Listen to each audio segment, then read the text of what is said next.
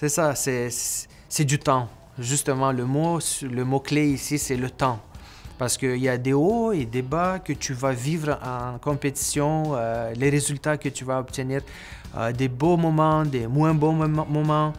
Toute cette expérience, c'est ça qui construit une équipe au bout de compte. Parce que si tu peux commencer avec quelqu'un et faire 2, 3 compétitions, des belles compétitions et croire que tu es invincible, mais après ça, vivre la défaite puis être déçu de ton résultat.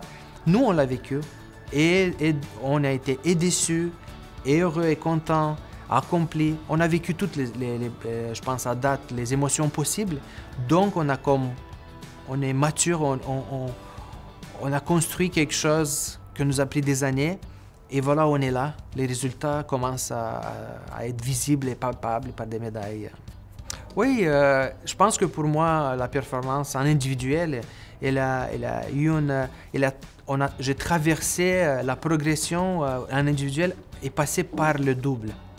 Parce qu'en pair, on avait des bons résultats, on commençait à avoir des bons résultats, mais j'avais pas aussi bons des résultats en individuel. Puis à un moment donné, il y a quelque chose qui s'est passé, la confiance s'est installée, l'expérience que j'ai accumulée. Et ça a commencé à être plus intéressant maintenant en individuel aussi, parce que étant 4e au monde aujourd'hui, puis j'ai gagné l'année passée à toutes les compétitions des médailles d'or, d'argent et de bronze. Bien sûr, mes coachs, mes entraîneurs sont très contents pour voir ça parce qu'ils attendaient ça aussi. Moi, je l'attendais, mais je pense qu'eux, ils croyaient plus que moi parce qu'ils regardaient aussi dans les stats, dans les chiffres. Mais les chiffres parlaient du fait que je suis là, je peux être au top. Et puis voilà, ça commence à rentrer. J'ai un compte TikTok, Instagram, YouTube, Facebook, j'en ai pas mal partout.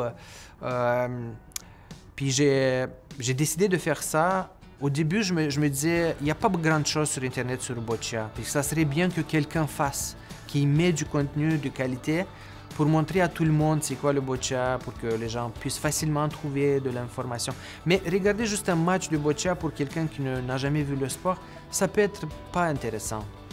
Donc, je me suis dit, je veux faire une chaîne.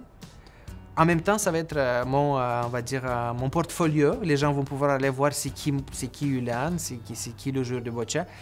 En mettant des vidéos où j'explique un petit peu. Dans les vidéos, je parle moins, mais je montre plus, parce que pas tout le monde parle anglais. Mais le Boccia, c'est un langage international. Donc, les gens peuvent regarder ce que je fais. Des types de lancers, on dit ça, des lancers clés réussis pour leur donner des exemples et comment ils peuvent faire aussi. Mais en même temps, j'introduis de temps en temps un peu de l'humour dans ce que je fais. Je rajoute un petit peu, je sors du jeu de Boccia et je montre des habiletés de précision. Alors j'encourage tout le monde pour aller voir s'ils veulent Boccia Zone sur YouTube ou moi Ulan Choban sur Instagram. Ils vont voir des courts vidéo où je montre des habiletés de haut niveau au Boccia. La psychologie m'a aidé, étant donné que j'ai fait de la psychologie par vocation, j'ai aimé faire ces études-là. J'ai choisi de faire ces études parce que j'avais quelque chose, un potentiel depuis que je me connais curieux le comportement humain et comprendre et aider les autres. J'ai choisi de faire de la psychologie. Donc, toute l'expérience que j'ai accumulée, mes études que j'ai accumulées dans le domaine m'ont aidé, bien sûr, à ouvrir et explorer le Boccia un peu plus, comprendre l'aspect mental, et même celui qui est technique, il y a toujours du mental derrière. Donc, la préparation mentale, je la considère essentielle au Boccia, comme dans tous les sports. Mais la préparation mentale, ça demande bien sûr une bonne préparation, parce qu'il y a quand même une différence entre un psychologue sportif et un psychologue où tu peux aller faire de la thérapie.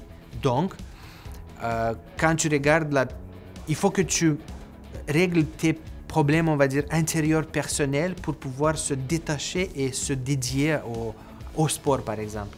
Puis probablement, c'est ça que j'ai fait. En une introspection sur moi-même et ma vie, j'ai pu séparer ces deux-là pour pouvoir dédier de la force mentale au sport Et puis pour ma vie personnelle, oui, le boccia, je peux dire, sûrement, ben, j'ai utilisé mes connaissances de la psychologie pour, comme je disais, pour découvrir, pour développer le boccia en moi.